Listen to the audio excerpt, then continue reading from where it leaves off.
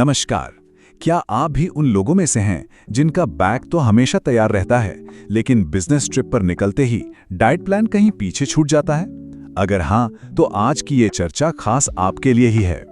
आज हम ये समझने की कोशिश करेंगे कि अपनी व्यस्त बिजनेस यात्राओं के दौरान भी इंटरमिटेंट फास्टिंग यानी आईएफ को आसानी से कैसे बनाए रखा जा सकता है। ये एक बहुत ही जानी पहचानी समस्या है ना? घर पे तो देखिए सब कुछ कंट्रोल में रहता है, पर जैसे ही सफर शुरू होता है सारे नियम कानून टूट जाते हैं। और ये सिर्फ एक इंसान की कहानी नहीं है, ये लगभग हर उस प्रोफेशनल की कहानी है जिसे काम के सिलसिले में घूमना पड़ता है। लेकिन अच्छी खबर ये है कि इसका एक हल है, और आज हम उसी पर विस्तार से बात करने वाले हैं। तो चलिए एक नजर डालते हैं कि आज हम किन किन पड़ावों से गुजरेंगे। सबसे पहले हम समझेंगे कि यात्रा करना हमारी सेहत के लिए एक चुनौती क्यों बन जाता है। फिर ये जानेंगे कि आखिर आईएफ का नियम अक्सर टूट क्यों जाता है।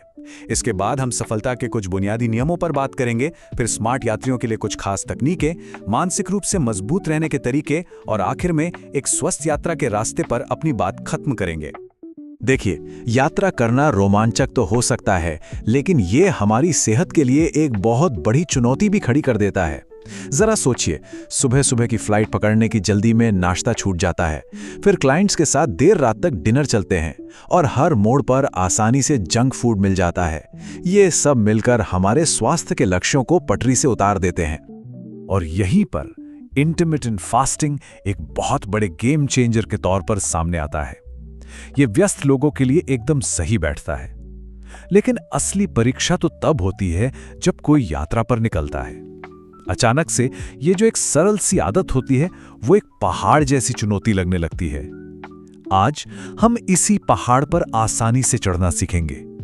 तो असल में गड़बड़ होती कहां है? क्यों इंटरमिटेंट फास्टिंग का अनुशासन सफर के दौरान बिखर सा जाता है? चलिए उन छिपे हुए दुश्मनों को पहचानते हैं जो हमारी कोशिशों में रुकावट डालते हैं और हमें अपने रास्ते से भटकाने का काम करते हैं। तो समस्या की जड़ यहां है। ये 4 मुख्य कारण। पहला, हमारा बिगड़ा हुआ शेड्यूल। सुबह की फ्लाइट और देर रात की मीटिंग्स हमारे शरीर की जो खाने की घड़ी है उसे पूरी तरह से हिला कर रख देती हैं। दूसरा कारण, बाहर का खाना जो स्वादिष्ट तो बहुत होता है, लेकिन उसमें अक्सर हाई कार्ब्स और अनहेल्दी फैट भरा होता है। तीसरा, सफर के दौरान मिलने वाले स्नैक्स जो हमारे फास्टिंग के घंटों में चुपके से सेंध लगा देते हैं। और आखिर में तनाव। यात्रा का तनाव हमारे शरीर में ऐसे हार्मोन रिलीज करता है जो हमारी भूख को बेवजह बढ़ा देते हैं। लेकिन देखिए, घबराने की कोई जरूरत नहीं है। इन चुनौतियों को समझना ही समाधान की ओर हमारा पहला कदम है। अब हम उन सरल लेकिन बहुत ही शक्तिशाली नियमों पर ध्यान देंगे जो यात्रा के दौरान इंटरमिटेंट फास्टिंग को सफल बनाने की नींव रखते हैं। तो सफलता के लिए इन 5 नियमों को गांठ बांध लेना जरूरी है। पहला, अपने फास्टिंग विंडो को जितना हो सके एक जैसा बनाए रखें। दूसरा, अपने कार्ब्स के सेवन को कंट्रोल करें, खासकर जब बाहर खाना खा रहे हों। तीसरा, खूब पानी पिएं। ये न सिर्फ आपको हाइड्रेटेड रखता है, बल्कि भूख की जो झूठी तलब उठती है उसे भी कम करता है। चौथा, आसानी से मिलने वाले स्नैक्स के जाल से बचें। और पांचवा, जिसे हम अक्सर सबसे ज्यादा नजरअंदाज कर देते हैं, वो है हमारी नींद। अच्छी नींद के बिना हमारे सारे प्रयास बेकार हो सकते हैं, ये बात पक्की है। सच कहूं तो ये स्लाइड मेरी पसंदीदा स्लाइड्स में से एक है। क्यों? क्योंकि यह दिखाती है कि छोटे छोटे चुनाव कितना बड़ा फर्क ला सकते हैं। बाईं ओर हैं स्मार्ट विकल्प जैसे प्रोटीन और सब्जियां, और दाईं ओर वे चीजें हैं जिनसे हमें बचना है। ग्रिल्ड मछली या सलाद चुनना सिर्फ एक भोजन का फैसला नहीं है, ये अपने स्वास्थ्य के लक्ष्यों के प्रति हमारी प्रतिबद्धता को दिखाता है। और अब बात करते हैं नींद की। 7 घंटे ये सिर्फ एक नंबर नहीं है, ये हमारी सेहत के लिए एक जादुई संख्या है। जब हम अपनी नींद में कटौती करते हैं तो ये सीधे सीधे हमारी भूख को कंट्रोल करने वाले हार्मोन्स ग्रेलिन और लेप्टिन के साथ खिलवाड़ करने जैसा है। और नतीजा, अगले दिन बिना किसी कारण के बेकाबू भूख लगती है। इसलिए यात्रा के दौरान अपनी नींद को एक ऐसी प्राथमिकता बनाएं जिस पर कोई समझौता ना हो सके। अच्छा, तो बुनियादी नियमों को समझने के बाद अब कुछ ऐसे व्यावहारिक तरीकों और तकनीकों पर गौर करते हैं जो इन नियमों का पालन करना और भी आसान बना देंगे। इसे हम स्मार्ट ट्रैवलर की गाइड कह सकते हैं। जरा सोचिए कि एक लंबी उड़ान के बाद आप होटल पहुंचते हैं। थकान और भूख दोनों ही अपने चरम पर हैं।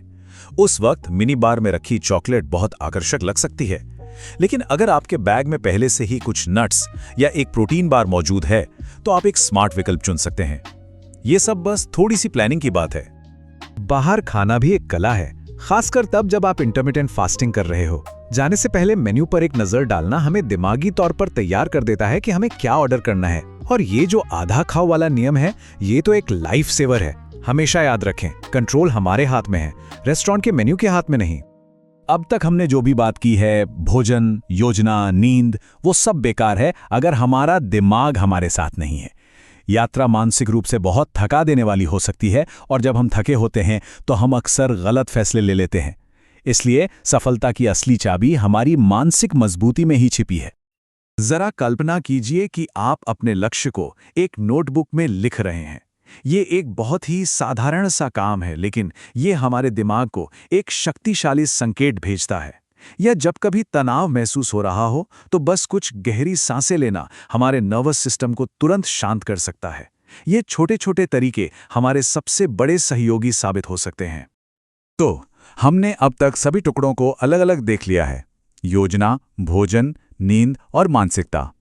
अब समय है कि उन्हें एक साथ जोड़कर एक ऐसी तस्वीर बनाई जाए जो एक स्वस्थ और सफल यात्रा को दर्शाती हो। ये बिल्कुल मुश्किल नहीं है, ये सिर्फ स्मार्ट तरीके से सोचने के बारे में है।